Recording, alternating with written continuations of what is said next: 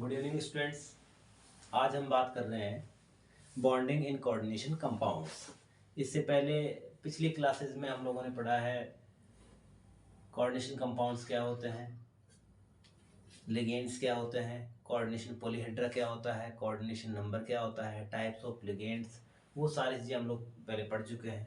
साथ ही हमने पढ़ा है naming IPC, naming of coordination compounds.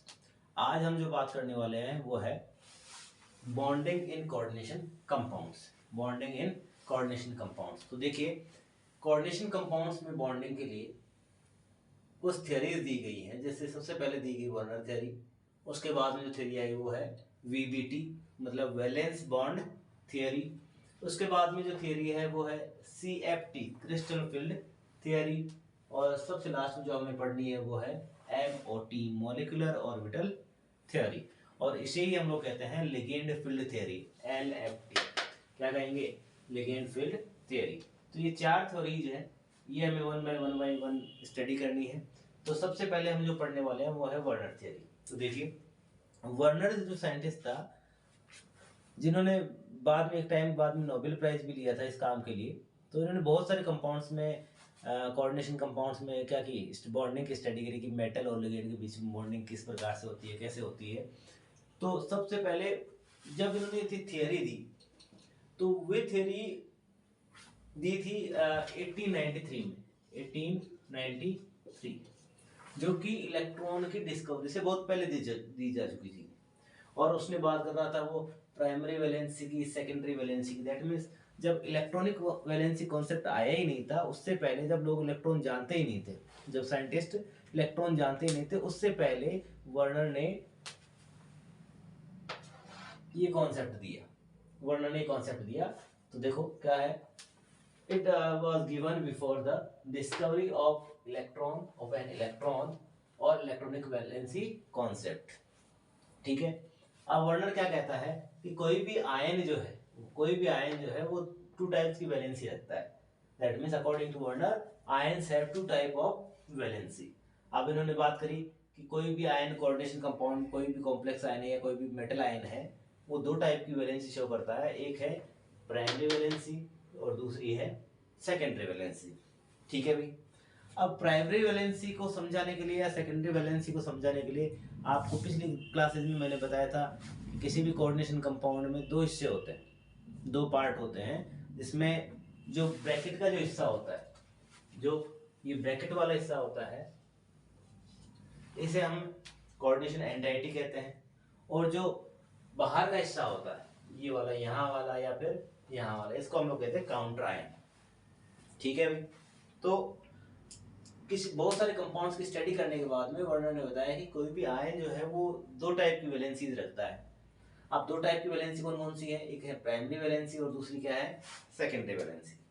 अब ये कुछ फैक्ट्स हैं, कुछ पॉइंट्स हैं जो वर्नर ने बताए। इनको देखने के बाद में हम लोग कुछ एग्जांपल्स करेंगे, जिनके आधार पर हम लोग समझ लेंगे कि प्राइमरी वैलेंसी होती क्या है, सेकेंडरी वैलेंसी क्या होती है। तो सबसे पहले बात करते हैं प्राइमरी वैलेंसी। तो ये कहा जाता है, वर्नर ने बताया कि it is the charge on complex ion. आपने देखा होगा जब हम ऑक्सीडेशन स्टेट निकालते थे सेंट्रल एटम की, तो हम charge on complex ion calculate करते थे, देखते थे, काउंटर आयन को हटाते थे, अगर पॉजिटिव काउंटर आयन है तो उसको हटाते थे, उसके बाद में चार्ज ऑन कॉम्प्लेक्स आयन देखते थे। तो it is the charge on complex ion. But in the case of secondary valence, secondary valence के लिए क्या कहा जाता है? These are the coordination of number of central atom. अब आप लोगों को ये भी पता है coordination number of central atom क्या होता है? It is the number of ligands which is directly bonded to the central atom, which are directly bonded to the central atom. तो सेकेंडरी वैलेंस किसकी बात करती है? सेकेंडरी वैलेंस, इसका मतलब ये हुआ कि सेकेंडरी वैलेंस बात करेगी ये जो ब्रैकेट है हमारा, ये जो ब्रैकेट है इसके अंदर की बात करेगी। ठीक है भाई। तो आगे देखिए, सेकेंड क्या कहा जाता है कि प्राइमरी वैलेंसी आयनाइजेबल होती है, जबकि नॉन, ये क्या होती है? सेकेंडरी वैलेंसी नॉन आयनाइजेबल होती है। और आपको ये भी पता है जब हमने डबल सॉल्ट पढ़ा था, कोऑर्डिनेशन सॉल्ट पढ़ा था, तो उससे पहले क्या देखा था हमने ये तो देखा था कि जब भी किसी एडिशन कंपाउंड या मॉलिक्यूलर कंपाउंड जो है उसको हीट करते हैं तो जो वेपर्स की फॉर्म में, जो सॉल्वेंट पार्टिकल्स हैं वो वेपर्स की फॉर्म में वेपराइज हो जाते हैं, और उसके बाद में जो क्रिस्टल बचते हैं उनको वाटर में डिजोल्व करते हैं। तो वो हो सकता है हमें दो टाइप के आयन दे दें, या हो सकता है वो सारे आयन दे दे जिनसे मिलके वो बने होते हैं। तो देखिए, जब इन कोऑर्डिनेशन कंपाउंड्स को वाटर में डिजोल्व किया जाता है तो प्राइमरी वैलेंसी तो क्या हो जाती है, आयनाइजेबल, जबकि जो पैरेंथेसिस के अंदर है या फिर ब्रैकेट के अंदर है वो कैसी है, नॉन आयनाइजेबल, मतलब उनमें से कोई भी आयन आयनाइज नहीं होगा, मतलब वो सेपरेट नहीं होगा, उसका टेस्ट देगा ही नहीं आपको। उसके बाद में देखिए, ये कहा जाता है कि primary valency are not associated with the shape of the coordination polyhedra. Shape of the coordination polyhedra क्यों, क्योंकि ये तो पैरेंथेसिस में है ही नहीं, it is the charge on complex ion. जब इसकी बात करें तो ये क्या है, these are the coordination number of central atom, तो इसलिए ये कहा जाता है these are associated with the shape of the coordination polyhedra. ठीक है, और shape of the coordination polyhedra आपको बता ही रखा है कि अगर किसी सेंट्रल एटम की कोऑर्डिनेशन नंबर 2 हो तो वो लीनियर शेप बनाता है, 3 हो तो ट्राइगोनल प्लेनर बनाता है, 4 हो कोऑर्डिनेशन नंबर तो उस कोऑर्डिनेशन पॉलीहेड्रन की शेप कैसी होगी, या तो टेट्रा होगी, टेट्राहेड्रल होगी, या फिर कैसी होगी, स्क्वायर प्लेनर होगी। ऐसे ही 5 के लिए बात करी थी हमने, ट्राइगोनल बाइपिरामिडल होती है। 6 के लिए बात करी थी हमने कि 6 अगर कोऑर्डिनेशन नंबर है किसी भी सेंट्रल एटम का तो वो कोऑर्डिनेशन एंटाइटी या कोऑर्डिनेशन पॉलीहेड्रा ऑक्टाहेड्रल शेप बनाता है। देखिए आगे, अब कोई शेप बनेगी तो वैलेंसी कैसी होगी, डायरेक्शनल, कैसी होगी, डायरेक्शनल। लेकिन अगर शेप ही नहीं बन रही, वो शेप में पार्टिसिपेट ही नहीं कर रहा वो आयन, तो वो कैसा हो गया, नॉन डायरेक्शनल। मतलब प्राइमरी वैलेंसी कैसी होती है, non directional, while in the case of secondary valency these are directional, right. आगे चलिए देखिए, ये कहा जाता है it is generally satisfied with by negative ions. इसके द्वारा सेटिस्फाइड होती हैं नेगेटिव आयंस की, जनरली जो sometimes also satisfied with positive ions, कभी कभार पॉजिटिव आयंस के द्वारा सेटिस्फाइड होती हैं और हमेशा ज्यादातर कैसे होती हैं, नेगेटिव आयंस के द्वारा सेटिस्फाइड होती है। मतलब समझो इस चीज को, देखो जब हम कॉम्प्लेक्स आयन लिख रहे थे, कॉम्प्लेक्स आयन लिख रहे तो कोऑर्डिनेशन एंटाइटी के बाद में जो काउंटर आयन आ रहा था वो कैसा था, नेगेटिव आयन, कैसा था, नेगेटिव आयन। अब ये नेगेटिव आयन के द्वारा सेटिस्फाई होगी, मतलब जो काउंटर, जो कोऑर्डिनेशन एंटाइटी है उसके बाहर का जो भी काउंटर आयन है वो क्या है, प्राइमरी वैलेंसी, वो क्या है, प्राइमरी वैलेंसी। अब ये हमें देखना पड़ेगा कि वो कितने आयन देता है, इसकी बात करेंगे अभी थोड़ी देर बाद में। देखिए, सेटिस्फाइड बाय न्यूट्रल, पॉजिटिव और नेगेटिव आयंस और लिगेंड्स, क्या लिख सकते हैं हम लोग, लिगेंड्स। देखिए, आप लोगों ने बहुत सारे कोऑर्डिनेशन कंपाउंड्स पढ़े, और अगर मैं आपसे पूछूं कि बताइए इस कोऑर्डिनेशन एंटाइटी में जो सेंट्रल एटम के साथ में जो लिगेंड जुड़े होते हैं वो किस टाइप के होते हैं, तो आप कहोगे सर कि वो पॉजिटिव भी हो सकते हैं, वो नेगेटिव भी हो सकते हैं, वो न्यूट्रल भी हो सकते हैं। That means satisfied by the neutral, positive और नेगेटिव आयंस और नेगेटिव लिगेंड्स, राइट। लास्ट जो बात करें तो जब शेप बनाते हैं हम किसी भी कोऑर्डिनेशन कंपाउंड की, किसी कोऑर्डिनेशन पॉलीहेड्रा की शेप हम लोग बताते हैं, तो उस शेप में हालांकि ये पार्टिसिपेट नहीं करते। अब पार्टिसिपेट नहीं करते तो क्या क्या कहते हैं इसके लिए, it is represented by dotted lines. मतलब आपको जब भी इन आयंस प्राइमरी वैलेंसी को दिखाना होगा तो हम कैसी लाइन दिखाएंगे, ऐसे डॉट डॉट डॉट करके लाइन दिखाएंगे, ठीक है। But in the case of secondary valency it is represented by the thick lines. मतलब इसको कैसे दिखाना पड़ेगा हमें, देखिए ऐसे। अब एक एग्जांपल देके हम लोग बात करते हैं, दोनों चीजों को फिर से एक बार रिकॉल करते हैं। देखिए, एक कंपाउंड लिया हमने CO Cl3 डॉट 6NH3, ठीक है भाई। देखिए, अभी ये एक मॉलिक्यूलर और एडिशन कंपाउंड है। कैसा कंपाउंड है, मॉलिक्यूलर और एडिशन कंपाउंड है। देखिए, अब अगर मैं ये कहूं कि यहाँ पर कोबाल्ट +3 ऑक्सीडेशन स्टेट में हो, किसमें हो, +3 ऑक्सीडेशन स्टेट में हो, और इसका जो कोऑर्डिनेशन नंबर हो वो कितना हो, 6, कोऑर्डिनेशन नंबर क्या हो, 6। तो जब हमें इसको कोऑर्डिनेशन कंपाउंड की फॉर्म में लिखना हो, कोऑर्डिनेशन कंपाउंड की फॉर्म में लिखना हो, तो सबसे पहले कोऑर्डिनेशन कंपाउंड में जो सेंट्रल एटम है उसकी कोऑर्डिनेशन नंबर को न्यूट्रल एटम के द्वारा या न्यूट्रल लिगेंड के द्वारा सेटिस्फाई करना है, कि जितने न्यूट्रल लिगेंड है उनको पहले लगाना है, उसके बाद में अगर न्यूट्रल लिगेंड्स की संख्या कम है और उसका कोऑर्डिनेशन नंबर 6 हमें पूरा करना है, तो जो सराउंडिंग जो लिगेंड्स हैं, जो आयंस हैं, उनको हमें ऐड करना है। जैसे इसको देखिए, इसको हम लोग कैसे लिख सकते हैं, कोबाल्ट NH3 होल 6, ये कोऑर्डिनेशन एंटाइटी हो गया आपका, कॉम्प्लेक्स आयन हो गया, और ये क्या हो गया, Cl3। ठीक है भाई, मॉलिक्यूलर और एडिशन कंपाउंड को हमने कोऑर्डिनेशन कंपाउंड की फॉर्म में लिख दिया है। और कैसे लिखा है कि सबसे पहले सेंट्रल एटम के साथ में वो लिगेंड लिखने हैं जो न्यूट्रल है। ठीक है भाई, और यहाँ पर सेंट्रल एटम को इस प्रकार से लिखा जाता है कि ये +3, ज्यादातर एग्जांपल जो किसके हैं वो है +3 ऑक्सीडेशन स्टेट की। तो देखिए भाई, अब हम लोग बात करें यहाँ पर प्राइमरी वैलेंसी सेकेंडरी वैलेंसी की। तो देखिए, it is the charge on complex ion. अगर मैं 3Cl इसको आयनाइज करूं, इसको वाटर में डिसॉल्व करूं, तो क्या कौन से आयन मिलेंगे हमें आयन मिलेंगे CONH3 होल 6 3 प्लस 3Cl-। तो आयनाइज कौन हुआ, 3Cl- और एक coordination entity complex ion, right. तो देखिए, it is the charge on complex ion, तो प्राइमरी वैलेंसी यहां पर कितनी होगी, 3। These are the coordination number of central atom. अब देखो सेकेंडरी वैलेंसी की बात करें तो सेकेंडरी वैलेंसी देखो कितनी होगी, 6। कोऑर्डिनेशन नंबर कितना है कोबाल्ट का यहाँ पर, 6। तो यहाँ पर कोऑर्डिनेशन नंबर 6 होने की वजह से सेकेंडरी वैलेंसी भी क्या होगी, 6 होगी। आगे देखिए, इट इज आयनाइजेबल। अब जो ये +3 चार्ज आया वो किसकी वजह से आया, 3Cl- की वजह से आया, तो ये आयनाइज होगी। But these are non ionizable, मतलब NH3 अमोनिया जो पहले था या कोऑर्डिनेशन एंटाइटी में जो भी लिगेंड होंगे वो कभी भी आयनाइज नहीं होंगे। यही हमारे कोऑर्डिनेशन सॉल्ट की पहचान थी, कोऑर्डिनेशन कंपाउंड की सबसे पहले हमने पहचान पढ़ी थी।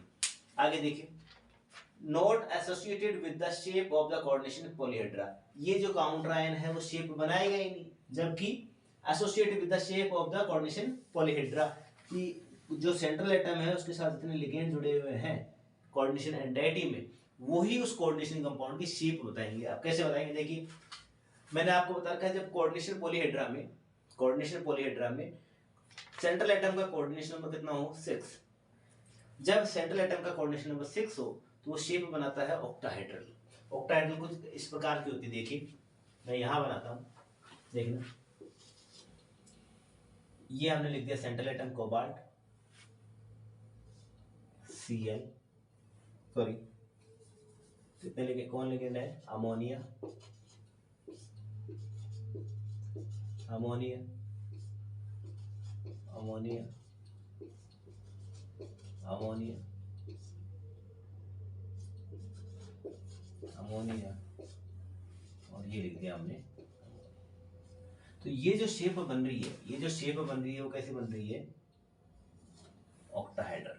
कैसी बन रही है भाई, ऑक्टाहेड्रल शेप बन रही है। और देखिए इसमें एक चीज और देखिए आप, कि सेंट्रल एटम के साथ में जितने भी जो कोऑर्डिनेशन पॉलीहेड्रा में या कोऑर्डिनेशन एंटाइटी में जो लिगेंड जुड़े हुए हैं वो सब हमें थिक लाइन से दिखाए हैं। कौन सी लाइन से दिखाए हैं, थिक लाइन से।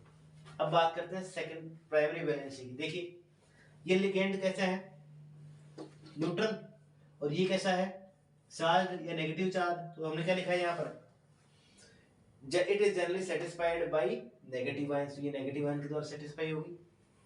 सेटिस्फाइड बाय न्यूट्रल, पॉजिटिव और नेगेटिव आयंस, मतलब यहाँ पर न्यूट्रल लिगेंड भी हो सकता है, पॉजिटिव लिगेंड भी हो सकता है, और नेगेटिव लिगेंड भी हो सकता है। उसके बाद में देखिए, इट इज नॉन डायरेक्शनल, इसका कोई डायरेक्शन में कोई रोल ही नहीं है, क्योंकि ऑक्टाहेड्रल शेप तो किसकी वजह से बन रही है, अमोनिया लिगेंड्स की वजह से। इट इज डायरेक्शनल, मतलब डायरेक्शन तो कौन डिसाइड कर रहा है, अमोनिया लिगेंड्स। आगे देखिए, अब ये तो बात होगी यहां तक की।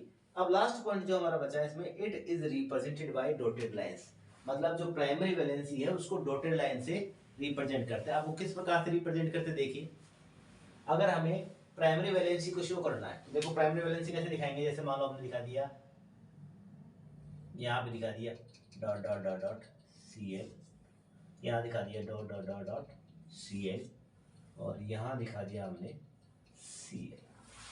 ठीक है भाई, अब ये डॉटेड लाइन से हमने प्राइमरी वैलेंसी को दिखा दिया और इसका शेप में कोई एसोसिएशन नहीं है, मतलब शेप में कहीं कोई रोल नहीं। तो इस प्रकार से this theory is deals with the primary and secondary valency of the central atom और complex ion। ठीक है भाई। अब इस प्रकार इसमें क्वेश्चन किस प्रकार से बनते हैं, एक बार इसका स्क्रीनशॉट ले लीजिए, उसके बाद में हम लोग डिसाइड करेंगे कि देखते हैं कुछ एग्जांपल्स में इसमें क्वेश्चन किस प्रकार से बनते हैं। ठीक है, स्क्रीनशॉट ले लीजिए एक बार इसका।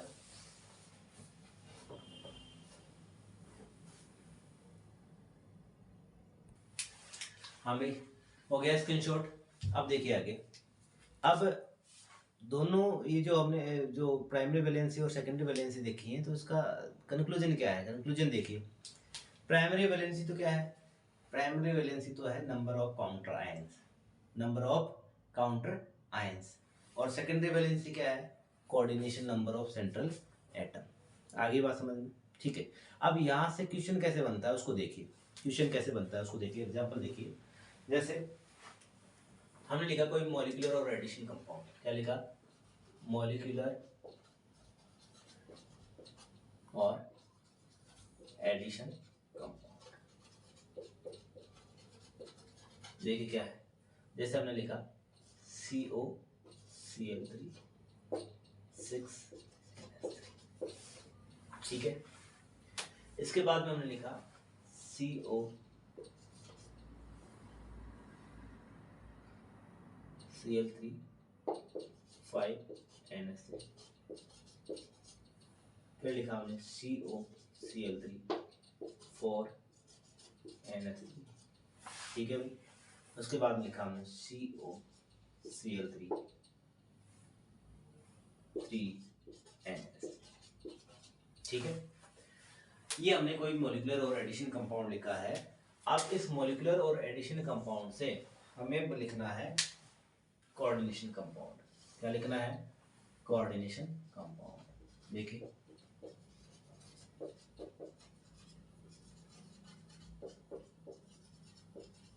Coordination compound.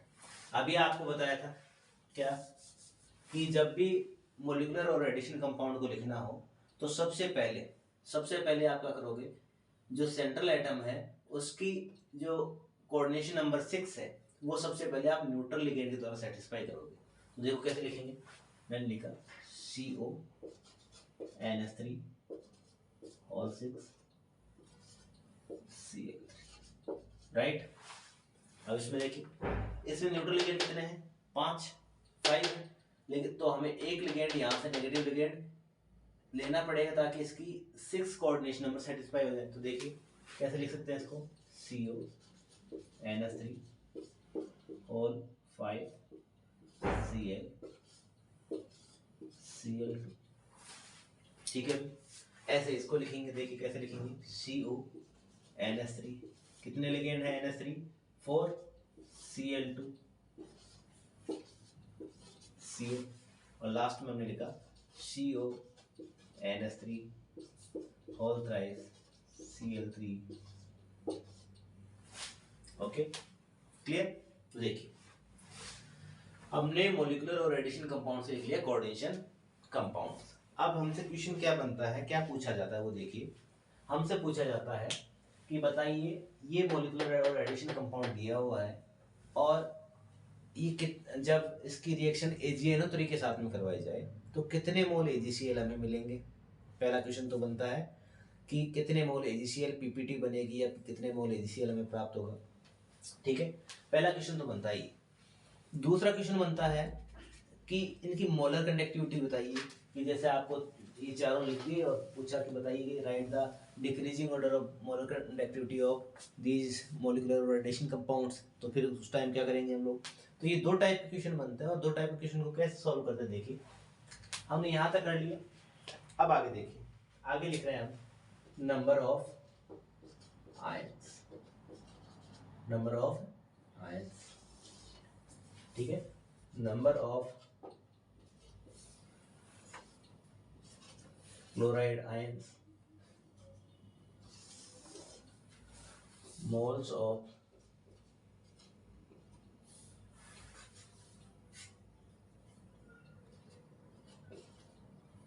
AgCl PPT, और लास्ट में है molar conductivity. Molar conductivity, molar conductivity देखिए क्या है। अब देखिए नंबर ऑफ आयंस, जैसे हम इस कोऑर्डिनेशन कंपाउंड को वाटर में डिजोल्व करेंगे, सॉल्वेंट में डिजोल्व करेंगे, तो हमें 3 तो Cl माइनस आयन मिलेंगे और एक पूरा पूरा एक कोऑर्डिनेशन एंटिटी ये कॉम्प्लेक्स आयन मिलेगा। तो टोटल आयन कितने हो गए 4, कितने हो गए 4। ऐसे ही अगर इसको डिजोल्व करते हैं तो 2 तो Cl माइनस मिलेंगे, कितने मिलेंगे 2 तो Cl माइनस और एक पूरा पूरा CONH3 होल 5 Cl का आयन मिल जाएगा। तो टोटल आयन कितने हो गए 3, यहाँ पर कितने हो गए 2 और यहाँ पर कितना हो गया 1। क्लियर है, ये बात हो गई। तो आगे देखिए, अब ये ध्यान रखने वाली बात ये है कि जो भी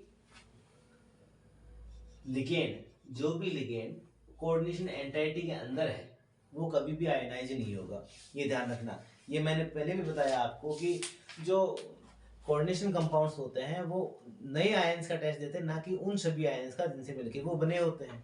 ये पहले आपको मैंने बता रखा है। देखिए यहाँ पे कितने आयन हो गए टोटल 4, यहाँ पे कितने हो गए 3, यहाँ पे कितने हो गए 2 और यहाँ पे ओवरऑल कितना हो गया 1। That is charge on coordination central atom. Clear है, देखिए आगे।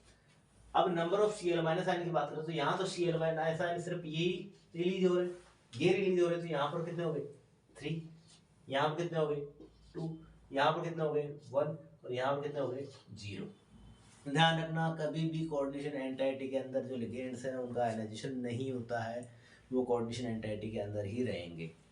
ओके, अब देखिए यहाँ हमें 3 Cl माइनस मिल रहे हैं, यहाँ पे 2 मिल रहे हैं, यहाँ पे 1 मिल रहा है और यहाँ पर 1 भी नहीं मिल रहा है। तो देखो सबसे पहले क्वेश्चन सॉल्व कर लेते हैं हम लोग मोलर कंडक्टिविटी। हमसे पूछी जाने वाली चीज क्या है, हमसे पूछी जाएगी एक तो ये और एक पूछा जाएगा ये दो बातें पूछी जानी है हमसे। तो देखो सबसे पहले सॉल्व कर लेते हैं मोलर कंडक्टिविटी का। अगर मोलर कंडक्टिविटी का क्वेश्चन कैसे सॉल्व होता है, हमें पता है कि किसी भी कंपाउंड की कंडक्टिविटी दो तरीके से शो होती है, एक तो इलेक्ट्रॉनिक कंडक्टिविटी होती है और एक आयनिक कंडक्टिविटी होती है। इलेक्ट्रॉनिक कंडक्टिविटी तो किसकी वजह से होती है, it is the by the movement of electrons, by the movement of electrons. और आपको पता है कि मूवमेंट ऑफ इलेक्ट्रॉन्स किस में होता है, मेटल्स में होता है, जिसकी वजह से मेटल्स इलेक्ट्रॉनिक कंडक्टिविटी शो करते हैं। लेकिन अगर हम लोग बात करें सॉल्यूशंस की, तो सॉल्यूशंस में कंडक्टिविटी जो शो होती है वो किसकी वजह से शो होती है, वो शो होती है नंबर ऑफ आयंस की वजह से। और नंबर ऑफ आयंस जिस सॉल्यूशन में ज्यादा होंगे वो उतना ही ज्यादा मोलर कंडक्टिविटी या कंडक्टिविटी शो करेगा। तो देखिए सभी का पर मोल ही है, ये भी 1 मोल है ओवरऑल, ये भी 1 मोल है, ये भी 1 मोल है, ये भी 1 मोल है। तो यहाँ पर ओवरऑल कितने आयंस शो हो रहे हैं 4। यहाँ पर जो कंडक्टिविटी मोलर कंडक्टिविटी शो होगी वो किसकी वजह से होगी, 4 आयन की वजह से, यहाँ पर 3 आयंस की वजह से, यहाँ पर 2 आयंस की वजह से और यहाँ पर 1 आयंस की वजह से। तो जितने ज्यादा आयंस मोलर कंडक्टिविटी उतनी ज्यादा। तो इसका मतलब हम लोग ये कह सकते हैं कि on moving up to downs जो मोलर कंडक्टिविटी है, मोलर कंडक्टिविटी वो क्या हो रही है, डिक्रीज हो रही है। क्या हो रही है, डिक्रीज हो रही है, क्योंकि नंबर ऑफ आयंस ये भी क्या हो रहे हैं, डिक्रीज हो रहे हैं। क्लियर है, तो यहाँ क्वेश्चन ये आपको देखना है कि नंबर ऑफ आयंस कितने हैं, टोटल नंबर ऑफ आयंस देखने। ठीक है, यहां से आपका मोलर कंडक्टिविटी का क्वेश्चन सॉल्व हो जाएगा। क्लियर है, ठीक है। इसका मतलब हम लोग क्या कंक्लूजन लिख सकते हैं, हम लिख सकते हैं मोलर कंडक्टिविटी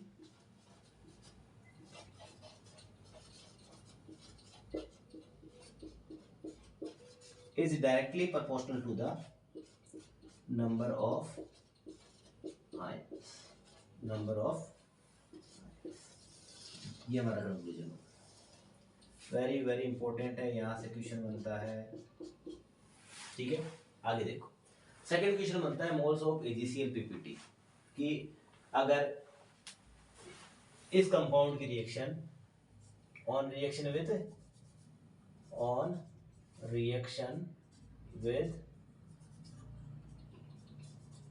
AgNO3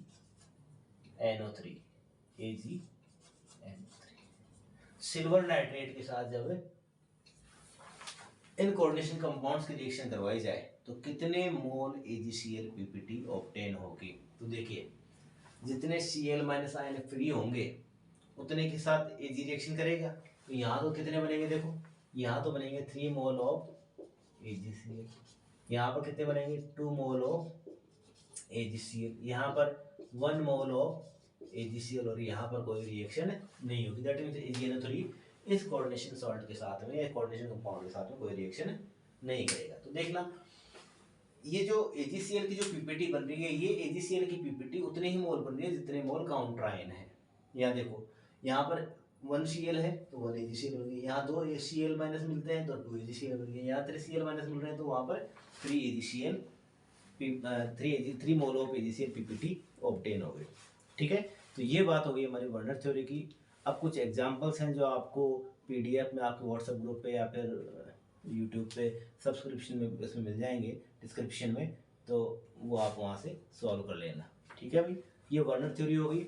अब हमारा नेक्स्ट टॉपिक जो होगा वो होगा valence bond theory. Valence bond theory की बात करेंगे हम लोग कल। आप इसका स्क्रीनशॉट ले लीजिए या नोट डाउन कर लीजिए। Thank you.